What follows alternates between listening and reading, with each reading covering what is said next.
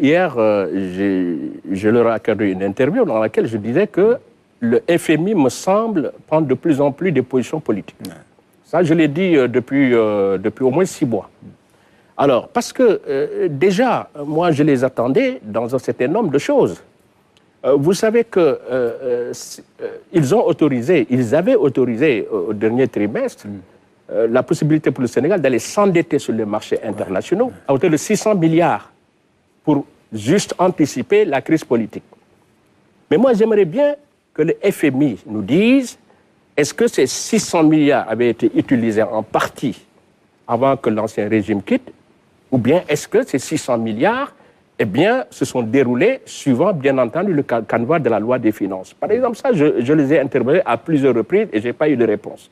D'ailleurs, c'est pourquoi, tout récemment, j'ai entendu le chef de l'État dire que oui, effectivement, il y a des dérapages même dans le tirage des ressources extérieures. Dans plusieurs domaines. Exactement. Comment est-ce que, à votre avis, le FMI, qui est garant du fonctionnement des finances publiques de manière générale au niveau des États, peut laisser ces dérapages-là se faire? Ça, c'est le premier élément.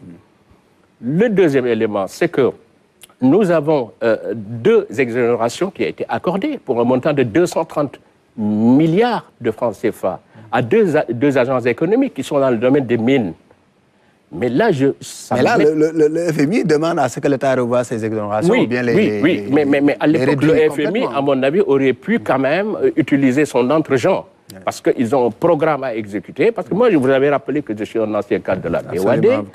Mais en général, à chaque fois qu'on accordait des crédits, effectivement, aux États, il y avait un certain nombre de conditionnalités préalables au premier décaissement que les États étaient obligés de respecter.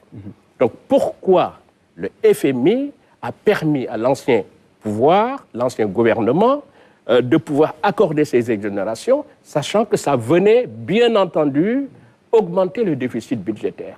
Donc ça c'est des questions qu'il faut aujourd'hui se poser, qui sont des questions... Ils ont une responsabilité. Ils ont une responsabilité. Pour moi, d'ailleurs, c'est pourquoi, dans mes réflexions de tous les jours, je dis qu'il faut une obligation de résultat, une responsabilité de vigilance de la part de ces institutions de Bretton Woods pour les amener, bien entendu, à amener nos dirigeants, quels qu'ils soient, à respecter l'orthodoxie en matière de finances. Un exemple, juste pour terminer sur cet élément, je ne peux pas comprendre que des banques, soi-disant de développement, accordent au Sénégal des montants très importants pour faire un bâtiment administratif qui n'est pas encore terminé, alors qu'on avait à côté ce qu'on appelle les sphères ministérielles. Ça se paye cash en matière de banque. C'est pourquoi... C'est un mauvais investissement. Bien entendu, c'est un mauvais investissement. Donc le problème de nos pays, c'est la qualité de la dépense publique. Ce sont, j'allais dire, des investissements hasardeux qui n'ont pas de retour sur investissement et qu'on est obligé de payer. Peut-être qu'on reviendra sur la dette. Absolument. Une dette colossale qui, d'après certains, avoisine les 80%. Imaginez-vous, 80% du PIB.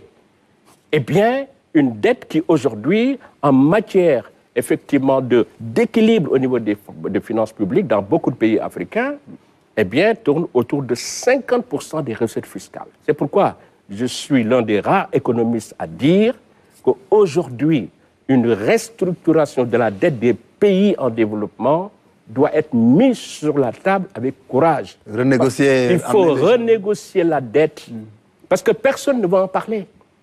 Pourquoi? Parce qu'on se dit que si on en parle, eh bien, on risque d'avoir des problèmes avec le marché. Mais aujourd'hui, tous les pays sont dans la même situation.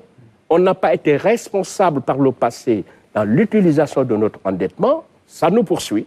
On ne peut plus aujourd'hui continuer à consacrer 50% presque dans certains pays donc des recettes fiscales, justement, juste pour payer en même temps le principal de la dette et le service de la dette. Donc quoi pour faire l'investissement?